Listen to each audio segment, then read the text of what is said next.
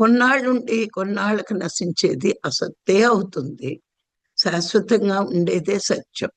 ఇది మనం చదువుకున్నాం, తెలుసుకున్నాం. ఈ సృష్టి ప్రతిదీ కూడా, సృష్టిలో ప్రతిదీ కూడా అసత్తే. రూపం ఉన్నది నశించిపోతుందని తెలుసు. సృష్టించిన ప్రతిదీ కూడా నశించిపోతుందని మనకు తెలుసు.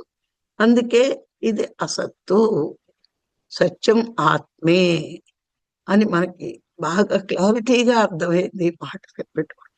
జడం అంటే చూడండి, మనం చర అచర అని చెప్పుకున్నాం. చలించగలిగేవి, చలించలేనివి కూడా ఉంటాయి. ఇప్పుడు కొండలు ఉన్నాయి, చలించవు, జడంగానే ఉంటాయి. అలాగే వృక్షాలు ఉంటాయి, కదలలేవు, ఇవి జడమే. మరి ఇవి కూడా అసత్యమే. సృష్టిలో కనిపిస్తున్నాయి, వ్యక్తమవుతున్నాయి. అది పరమాత్మ చైతన్యంతో అవుతున్నాయి, కానీ అవి జడాలు.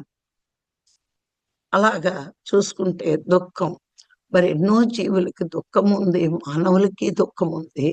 మరి జీవులకి ఎందుకు దుఃఖం ఉండదు? మరి మానవుడు వాటిని సంహరిస్తూ ఉంటాడు కదా, తినడానికి చంపుతూ ఉంటాడు. చంపే ముందు అవి చాలా దుఃఖాన్ని అనుభవిస్తాయి. ఎందుకంటే మానవుడు దగ్గరికి వెళ్ళేటప్పటికీ మన మనసులో యొక్క ఆలోచన ఆ జీవులకు తెలిసి అది ఎంతో వేదనకి గురవుతూ ఉంటుంది. అలాగే జీవులలో దుఃఖము ఉంది. మరి మానవులకు కూడా అది దుఃఖం ఇంకా ఎక్కువగా ఉంటుంది. ఎందుకు? సత్యం తెలియనప్పుడు, కోరుకున్నది పొందలేనప్పుడు, అది శాశ్వతం అనుకున్నప్పుడు, ఇట్లాగా బంధాల్లో ఇరుక్కున్నప్పుడు, రాగద్వేషాలు ఉన్నప్పుడు, అరిషడ్ వర్గాలు ఉన్నప్పుడు, ప్రతి మానవుడు ఈ లక్షణాలన్నీ ఉన్నప్పుడు దుఃఖంలోనే ఉండాలి. ముఖ్య కారణం, మానవుడి దుఃఖానికి ముఖ్య కారణం జగత్తు సత్యం అనుకోవడం. ఇదేనండి, జగత్తు సత్యం అనుకోవడమే పెద్ద దుఃఖానికి కారణం, బంధానికి కారణం, రాగద్వేషాలకి కారణం, శోకమోహాలకి కారణం.